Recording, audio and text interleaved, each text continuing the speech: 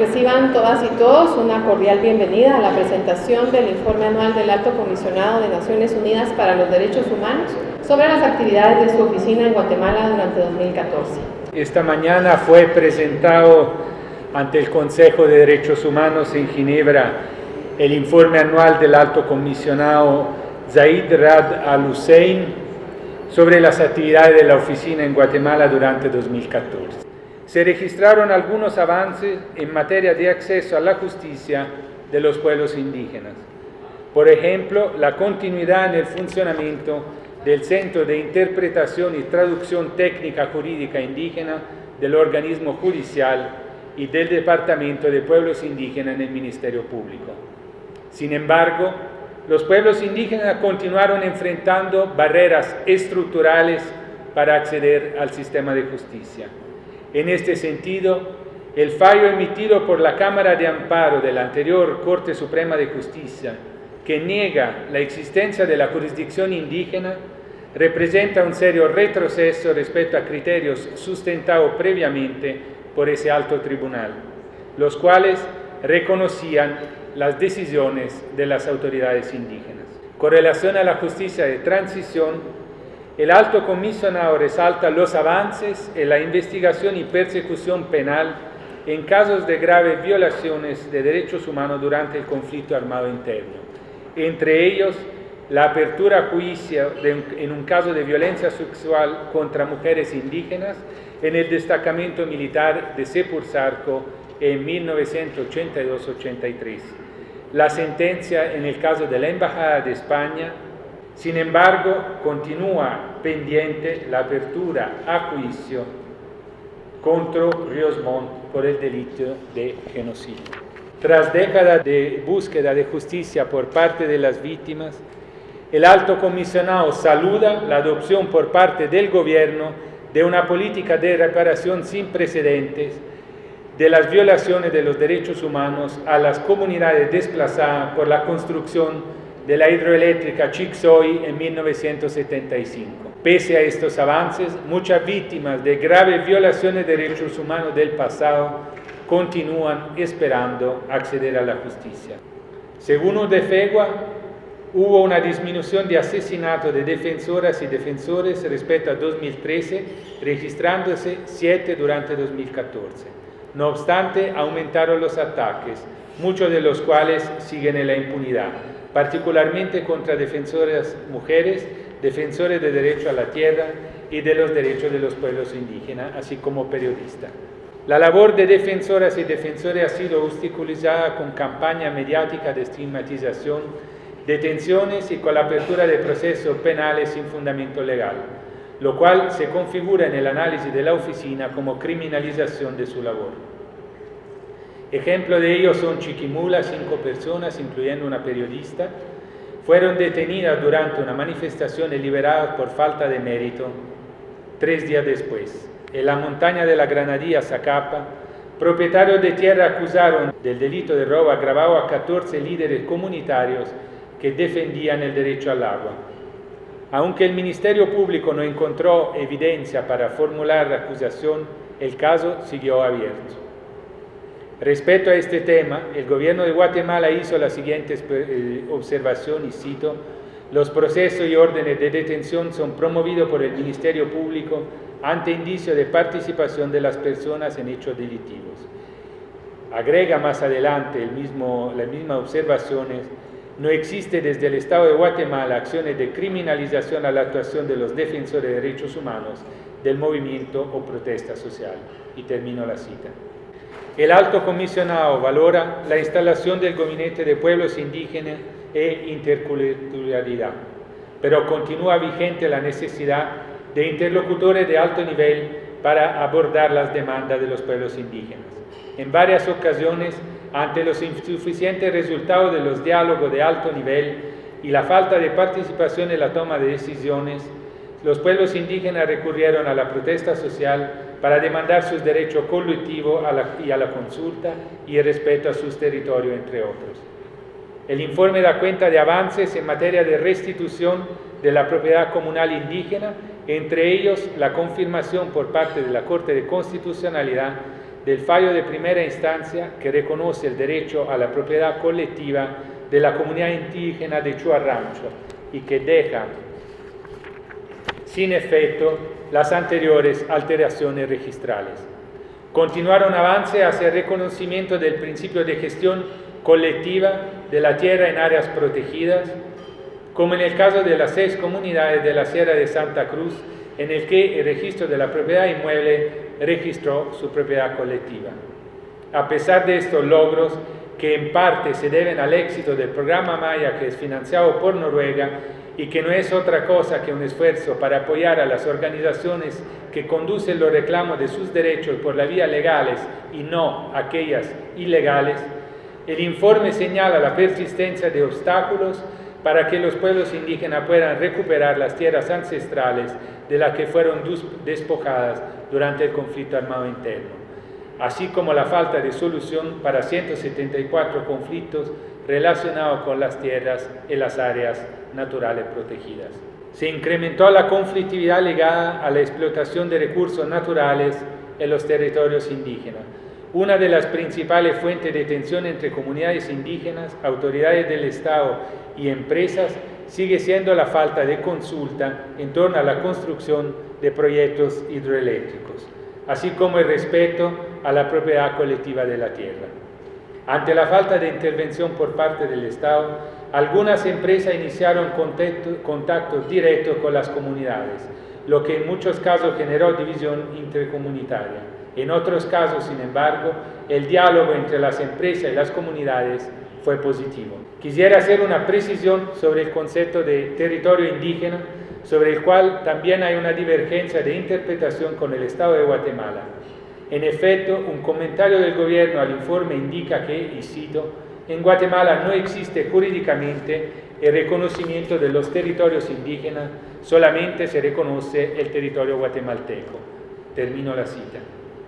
A este respecto, tanto el Convenio 169 de la OIT como la Declaración de Naciones Unidas sobre los Derechos de los Pueblos Indígenas, que Guatemala ha ratificado y firmado respectivamente, utilizan el término tierra y territorios indígenas bajo la lógica de que esto cubre la totalidad de las regiones que los pueblos indígenas tradicionalmente han poseído, ocupado y utilizado. A la luz de su derecho a la libre determinación, definen libremente su condición política y persiguen libremente su desarrollo económico, social y cultural.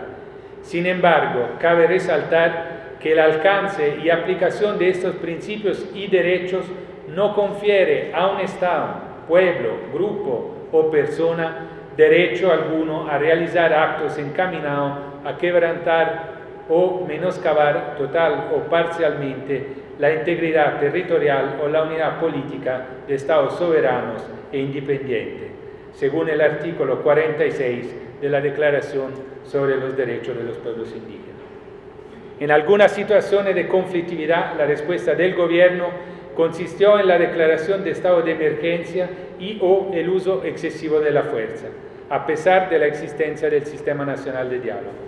En San Juan Zacatepeques, la fuerte división comunitaria generada a partir de un proyecto para la construcción de una planta de cemento y de una carretera en el área se ha incrementado en los últimos años a partir de diversos episodios de violencia y la presencia de grupos armados no identificados. UACNUR Guatemala condenó enérgicamente la masacre de 9 personas ocurrida en septiembre y los actos de violencia contra mujeres y la comunidad indígena de los Pajoques. A raíz de estos hechos, se decretó un estado de prevención por segunda vez desde 2008. El alto comisionado reitera que los estados de excepción no son la forma de resolver conflictos sociales. En este sentido, un importante paso será la reforma de la Ley de Orden Pública que regula los estados de excepción, cuya discusión va muy avanzada en la Mesa de Seguridad y Justicia del Congreso, a la cual hice referencia anteriormente. A pesar del proceso de fortalecimiento institucional del sistema de diálogo, nacional de diálogo, la respuesta a la conflictividad no logró cubrir las crecientes necesidades. Los casos que se documentan en el informe en San José del Golfo y en el norte de Huehuetenango son indicadores de ello. Esto es aún más preocupante dado que estamos en un año electoral en el que es previsible un incremento de los niveles de conflictividad social. Con relación al acceso a la tierra, el informe registra que en los últimos 10 años la superficie dedicada a 4 cultivos comerciales, es decir, café, caña de azúcar, aceite de palma y caucho, aumentó en un 40%, mientras que la dedicada a cultivo básico disminuyó en un 37.5%, lo que conlleva efectos negativos en el acceso a alimentos de las comunidades rurales. Por ejemplo, se recibieron denuncias de comunidades en Escuintla, Suchitepeques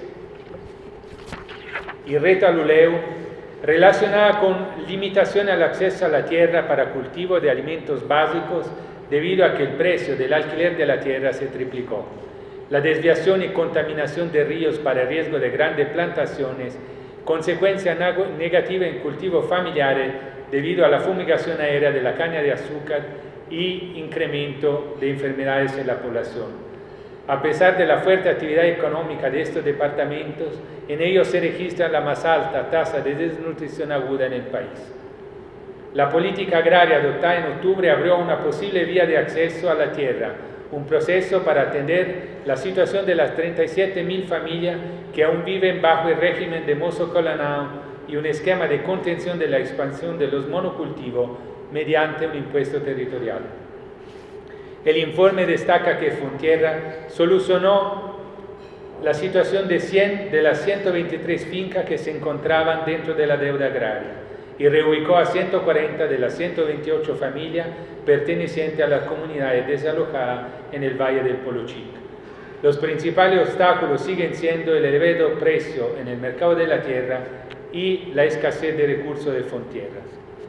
Con relación a los derechos laborales, OACNUD sigue recibiendo denuncias sobre incumplimiento de los derechos laborales de las y los trabajadores agrícolas, tales como el pago de salario mínimo de 40 o 60 quetzales diarios, que son inferiores al salario mínimo, condicionados a metas de productividad impuestas unilateralmente por algunas empresas. El Ministerio de Trabajo continuó realizando una imprescindible labor de verificación de los derechos laborales, reportando serios incumplimientos. De las 702 empresas exportadoras inspeccionadas, solo el 13% cumplía con el pago del salario mínimo, mientras que de las 44 empresas bananeras visitadas en la costa sur, únicamente 15 estaban en regla. Adicionalmente, se recibió información de despidos como represalia ante la organización sindical, como fue el caso de trabajadores de la empresa Ternium. En diciembre, el gobierno aprobó 4 acuerdos gubernativos que autorizan salarios inferiores al mínimo legal establecido a nivel nacional para industria de manufactura ligera dedicada a la exportación en 4 municipios de oriente del país. La Corte de Constitucionalidad suspendió temporalmente la vigencia de estos acuerdos ante un recurso de inconstitucionalidad presentado por el Procurador de Derechos Humanos. Adicionalmente, los relatores de Naciones Unidas sobre extrema pobreza y el derecho a la alimentación se pronunciaron en contra de esta medida, cuestionando la viabilidad de implementar planes de desarrollo a costa de pagar mano de obra más barata. En cuanto al tema de empresas y derechos humanos, el informe cita como un paso positivo el impulso de un código de ética dentro de la Asociación de Generadores de Energía Renovable. Asimismo, la adopción por parte del CACIF de una política institucional de derechos humanos. Quedan aún retos en la práctica de las empresas relacionadas con una mayor transparencia y la adopción de políticas para prevenir y hacer frente a posibles consecuencias negativas de sus actividades en los derechos humanos, particularmente en los derechos de los pueblos indígenas. Para finalizar, no me resta sino reafirmar el compromiso de la oficina de continuar brindando asesoría y asistencia técnica tanto al Estado como a la sociedad civil con el fin de hacer realidad el goce efectivo de los derechos fundamentales de todas y todas las y los guatemaltecos. Muchísimas gracias.